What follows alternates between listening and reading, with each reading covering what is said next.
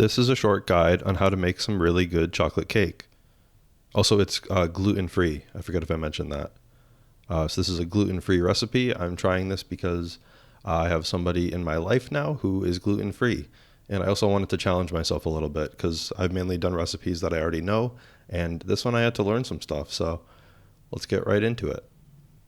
So the ingredients I used for the cake are 1.5 cups of sugar, 2 cups of gluten-free flour, 3/4 cup of unsweetened cocoa powder, 1.5 teaspoons of gluten-free baking powder, which I think most are.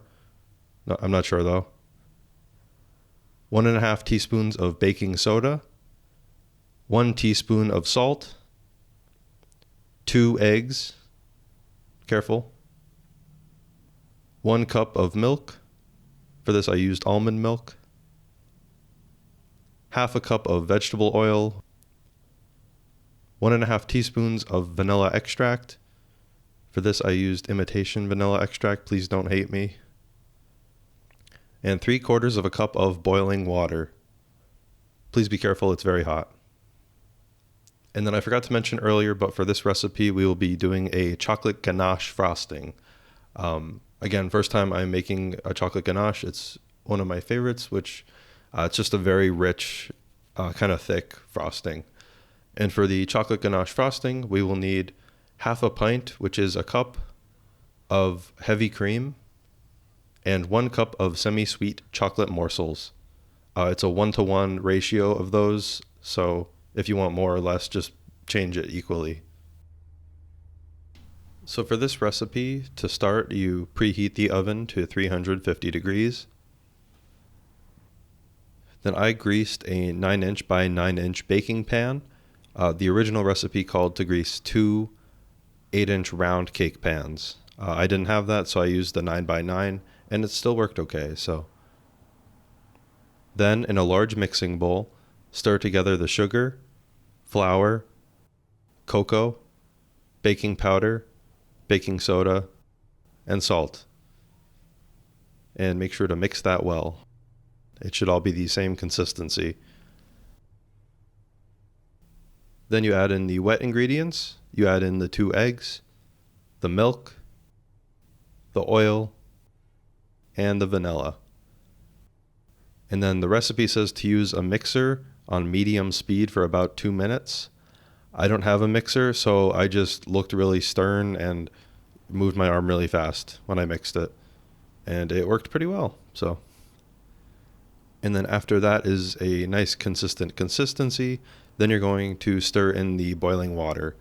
I boiled the water and then I turned the water off. So I had to do it again. And then I poured the boiling water in. And then I started stirring that as soon as I poured that in. Oh yes, and the reason the water is boiling water, because the recipe said that the boiling water activates the cocoa powder.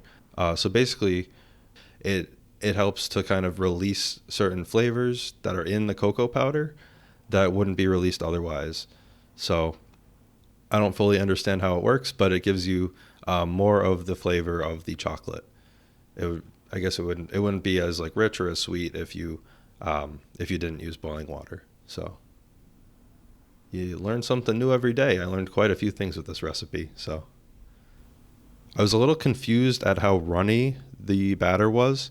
This is also the first time I ever made a cake, so I wasn't sure if it was the gluten or if that's just what cake batter is kind of like.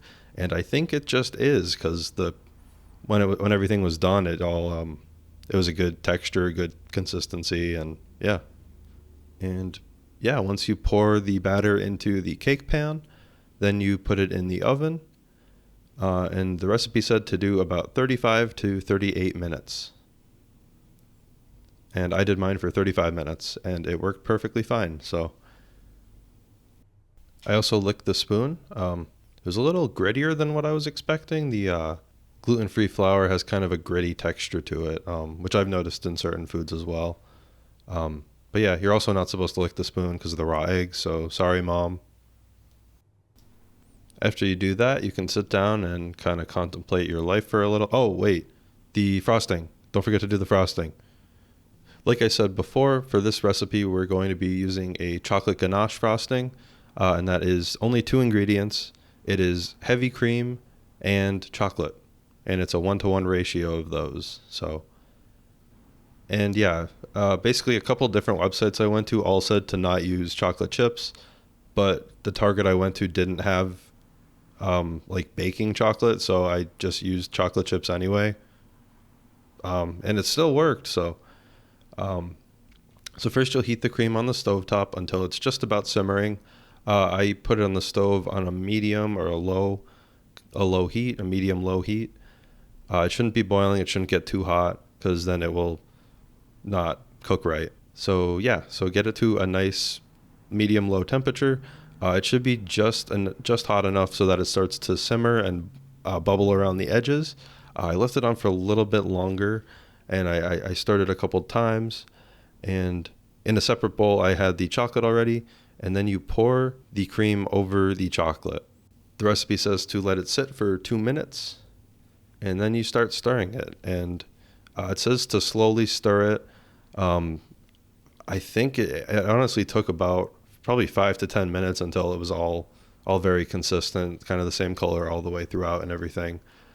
And I don't really have video of this, but I also put it in the fridge for about 2 hours just to get it to cool down and everything because it was just very liquidy for most of the recipe. So yeah, I don't think you need to do that, but that's what I did and it worked pretty well for me. All in all, it wasn't the exact flavor I wanted, and it might have been the chocolate I used. I know I said that you can use chocolate chips, but I think it was the flavor of the chocolate chips I used. I think if I use like a sweeter chocolate chip or even just a dark chocolate, maybe it would have worked a little bit better. Um, but yeah, it was still good. It was just kind of the classic kind of milk chocolate flavor as opposed to what I was expecting. I was expecting more of a richer flavor. So I guess that's kind of on me. So if you make this, I'd recommend maybe trying a different one or at least just giving this a shot and then in the future trying different types of chocolate. Maybe I'll try to get the baking chocolate they're all talking about. And yeah, after waiting the 35 minutes and making the frosting, the cake came out perfect. I did the little toothpick test where you make sure that there's nothing stuck to the toothpick, and nothing was stuck to it. So 35 minutes worked perfectly for me, 9 by 9 pan. It might be a little different depending how you do it, if you messed up the ratios a little bit or anything, but yeah, 35 minutes worked perfect. It came out this really deep, dark, rich black color, and I really liked it. It wasn't what I was expecting. I was expecting kind of the classic like brown that you get with a chocolate cake, but yeah, it looked really good and it tasted really good too. And yeah, I let it cool for about 30 minutes or so. I think I lost track of time and it was actually like 45 minutes or maybe an hour. But then I poured the frosting all over it, let it cool for a while, and then it's ready to eat. I was very happy with it. It tasted really good. Very rich, a little moist, not too moist or anything. It didn't really have that gritty texture that does come with certain gluten recipes. Um, and yeah, here's some pictures of the final results. Doesn't that look yummy? Wow. I bet you're jealous you can't taste this video because it would taste really good. Thanks, guys. Hope you enjoy.